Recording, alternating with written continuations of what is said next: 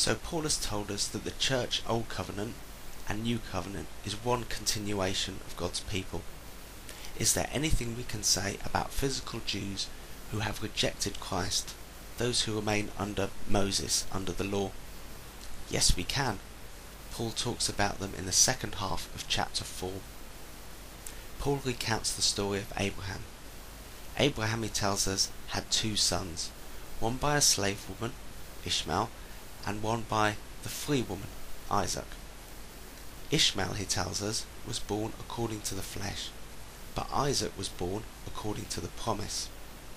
If you don't know the story of Abraham, it's in Genesis. Look it up. Paul says this story is to be understood allegorically. The sons are 2 covenants, one from Mount Sinai, that is the law, and the other covenant according to the promise made to Abraham. The law, that is physical Israel, Jews, the present Jerusalem, is the slave child. The Jerusalem from above, that is spiritual Israel, Christians, are the children of the promise, the children of the free woman. Paul then says something startling. Cast out the slave woman and her son, for the son of the slave woman shall not inherit with the son of the free woman.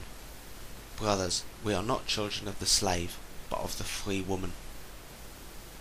The son of the slave woman shall not inherit with the son of the free woman.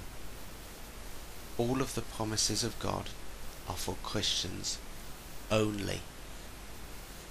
Paul doesn't say anything about a restoration of physical Israel. If he wanted to, this would be the place to do it, but he doesn't say a thing. Paul nowhere teaches a restoration of national Israel. Now some of you will say to me, what about Romans 11? Well, what does Romans 11 say? From the ESV.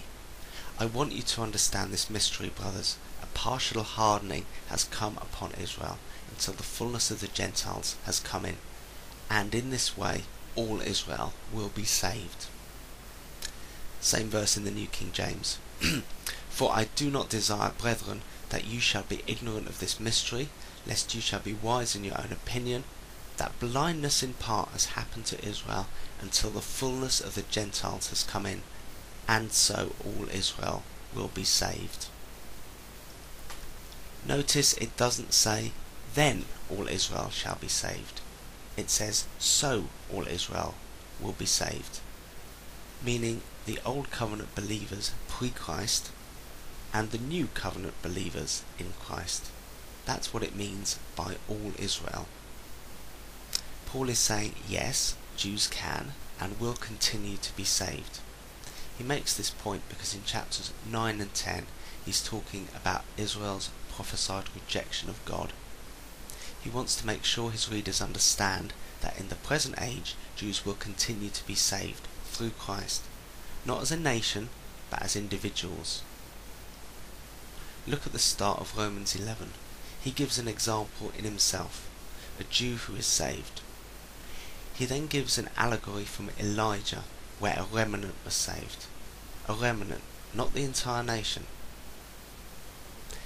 Dispensationalists say that the Jews need to return to the land to be saved. They're missing an important point. The Jews are still in unbelief, and they were thrown out of the land for their unbelief. The closing lines of the Old Testament basically say, when I visit, you'd better have your house in order, or you will lose the land. They rejected Christ, and they lost the land. The return of the Jews to the land in 1948 is not an act of God. Dispensationalists did at the time, and are now, pulling every political lever they can to support Zionism. This is a work of the flesh, or even worse. If you are a politically active dispensationalist, and I know that most of you are, I want you to examine yourself. Do you lobby for the cause of physical Israel based on a faulty understanding of who God's chosen people are? Paul is clear. Cast out the slave woman and her son, for the son of the slave woman shall not inherit with the sons of the free woman. Brothers, we are not children of the slave, but of the free. Do you place a higher value on unregenerated Jews than Palestinian brothers and sisters in Christ? Those who reject Christ are children of the devil, whatever their ethnicity. Whose family are you really part of? Are you involved in or send money for the rebuilding of the temple? If so, you are trying to restore something that Christ died to free us from and God destroyed. You are involved in a terrible sin and are standing as an enemy of God. And when he judges his enemies, he will judge you also.